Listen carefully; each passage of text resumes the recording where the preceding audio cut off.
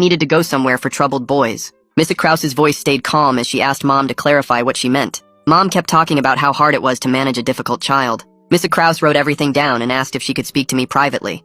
Mom called me downstairs and I could see the anger in her eyes even though she was smiling. Mr. Krause asked me some questions while Mom hovered nearby. I kept my answers short and didn't make eye contact with either of them. After Mrs. Krause left, Mom went through the mail and found the phone bill. She started checking the numbers and found texts to a number she didn't recognize. She called it from her phone, and when it went to voicemail, she heard Tom's voice. Mom's face turned red and she started screaming. She said I was forbidden from contacting Zach ever again. If I tried to reach him, she'd send me to live with Dad's relatives in another state. She'd always told me they didn't want me, but now she said they'd take me if she asked. She grabbed my phone and deleted Zach's number while I watched. The next morning, I felt sick to my stomach thinking about facing Mom after school. During math class, I texted Ms. R. Reynolds the code word we'd set up.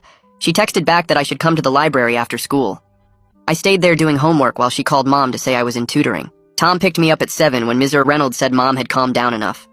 He drove me home in silence and walked me to the door. Mom answered with her normal face on, thanking Tom for bringing me home safely. She even offered him coffee, but he politely declined. After he left, she went to her room without saying anything to me. The next week, CPS sent an updated safety plan that Mom had to sign. I had to attend an after-school program 3 days a week now. Miss Reynolds would check in with me twice a week during study hall. Mom couldn't refuse without looking suspicious to the court. She signed the papers but made comments about how inconvenient it was to drive me places. She said other parents didn't have to deal with this kind of interference.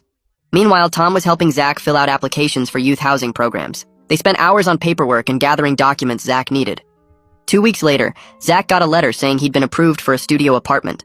The program would help with rent for 2 years while he got on his feet. It was small and basic, but it would be his own place with a door that locked. Tom took him to see it, and Zach sent me a picture through Tom's phone.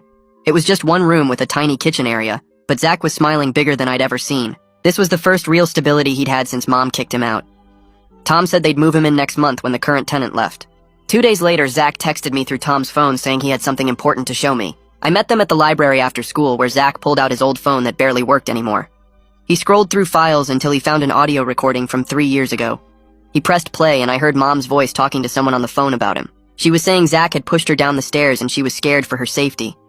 Her voice was calm and practiced like she was reading from a script. She said he'd threatened to hurt her if she didn't let him do whatever he wanted. She said she found bruises on her arms from where he grabbed her. Everything she was saying was a total lie, but she sounded so believable. The recording went on for 10 minutes with Mom adding more and more fake details about violence that never happened.